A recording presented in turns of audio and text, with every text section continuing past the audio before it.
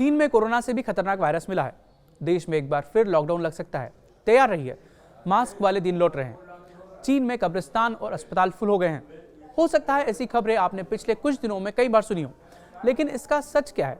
क्या कोई वायरस आया है जिसकी वजह से चीन में बेतहाशा मौतें हो रही हैं? इसके लक्षण क्या है और इसे लेकर हमारे देश में क्या तैयारी है? आइए जानते हैं इस वीडियो में। तो दरअसल बात यह है कि सर्दियों का मौसम चल रहा है। ऐसे में कई सारे वायरस एक्टिव हैं, जिनकी वजह से सर्दी, जुकाम या खांसी का लोगों को सामना करना पड़ रहा है। ये सारी वायरल बीमारियां हैं जो अलग अलग तरह के वायरस से होती हैं। और ऐसा ही एक वायरस है HMPV यानी ह्यूमन मेटान्यूमो वायरस, जो बहुत तेजी से चीन में फैल रहा है।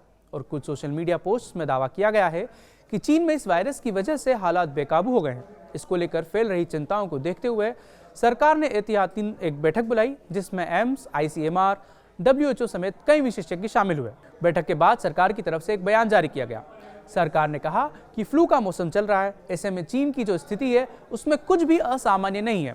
चीन में फ्लू के बढ़ते मामलों की वजह से RSV और HMPV वायरस, जो इस मौसम के इन्फ्लुएंजा सामान्य वायरस हैं। सरकार स्थिति पर कड़ी नजर रखे हुए है। साथ ही WHO से चीन की स्थिति के बारे में समय समय पर अपडेट देने को भी कहा गया है। लेकिन सवाल अब भी है कि क्या कोई नया वायरस है जो कोरोना की तरह ही सीधे लंग्स पर असर करता है? तो जवाब है नहीं। दरअसल HMPV यानी ह्यूमन मेटान्यूमो वायरस एक mRNA वायरस है, जिसकी खोज 2001 में ही हो चुकी है और करीब पिछले 6 दशक से ही ये वातावरण में मौजूद है।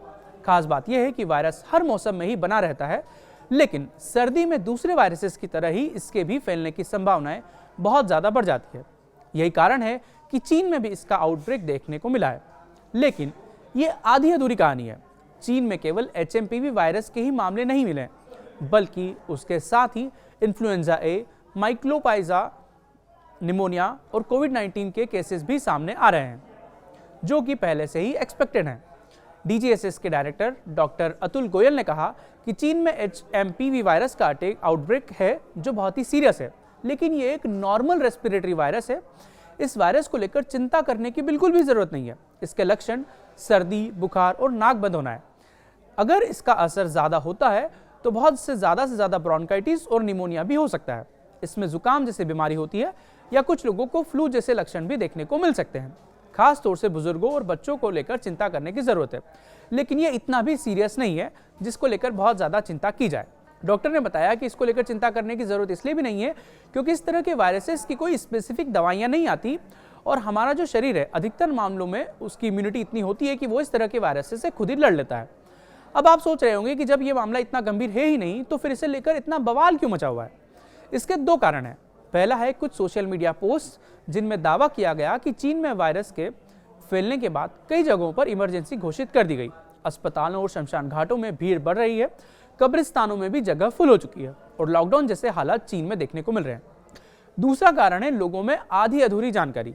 ऐसे में लोग एक दूसरे तक गलत खबरें फैलाते हैं और दहशत का माहौल पैदा होता है। कोरोना को पूरी तरह से खत्म हुए अभी ज्यादा समय भी नहीं हुआ है। ऐसे में लोगों के जहन में वो यादें अब भी ताजा है और चीन का नाम भी इस वायरस के साथ जुड़ा हुआ है। ऐसे में ये वायरस को लेकर जब भी कोई खबर आती है तो लोग डर जाते हैं। तो उम्मीद है कि अब आपको इस पर पूरी जानकारी मिल गई होगी और आपको पता चल गया होगा कि ऐसा कोई भी नया वायरस नहीं आ रहा है जिसको लेकर चिंता करने की जरूरत हो और किसी भी देश में लॉकडाउन जैसे हालात नहीं है।